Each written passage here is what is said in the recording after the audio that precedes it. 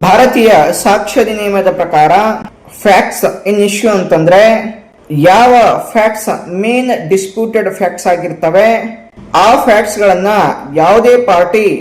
Assert ಮಾಡಬಹುದು ಅಥವಾ ಡೆನಿ ಮಾಡಬಹುದು, ಅಥವಾ ಯಾವ ಫ್ಯಾಕ್ಟ್ಸ್ ಗಳು ಕ್ರೂಷಿಯಲ್ ಆಗಿದ್ದು ಆ ಫ್ಯಾಕ್ಟ್ಸ್ ಗಳ ಮೇಲೆ ಕೇಸ್ ನ ಡಿಸಿಷನ್ ಡಿಪೆಂಡ್ ಆಗಿರುತ್ತೆ, ಹಾಗೂ ಯಾವ ಫ್ಯಾಕ್ಟ್ಸ್ ಗಳನ್ನ ಪ್ರೂವ್ ಅಥವಾ ಡಿಸ್ಪ್ರೂವ್ ಮಾಡೋ ಮುಖಾಂತರ ಯಾವುದೇ ರೈಟ್, ಲಯಬಿಲಿಟಿ ಅಥವಾ ಡಿಸೆಬಿಲಿಟಿಯನ್ನ ಡಿಟರ್ಮೈನ್ ಮಾಡುವುದಿರುತ್ತೆ, ಅಂತಹ ಒಂದು ಫ್ಯಾಕ್ಟ್ಸ್ ಗಳನ್ನ ಫ್ಯಾಕ್ಟ್ಸ್ ಇನ್ ಇಶ್ಯೂ ಅಂತೇಳಿ ಕರೆಯಲಾಗುತ್ತೆ. ಉದಾಹರಣೆಗೆ, ಯಾವುದೇ ಒಂದು ಮರ್ಡರ್ ಕೇಸ್ ನಲ್ಲಿ ಅಕ್ಯೂಸ್ಡ್ ಮರ್ಡರ್ ಮಾಡಿದ್ದಾನ, ಅಕ್ಯೂಸ್ಡ್ ಗೆ ಮರ್ಡರ್ ಮಾಡುವಂತಹ ಇಂಟೆನ್ಷನ್ ಇತ್ತ, ಅಕ್ಯೂಸ್ಡ್ ಗ್ರೇವ್ ಮತ್ತು ಸಡನ್ ಪ್ರೊವೊಕೇಶನ್ ಇಂದ ಮರ್ಡರ್ ಮಾಡಿದ್ದಾನ,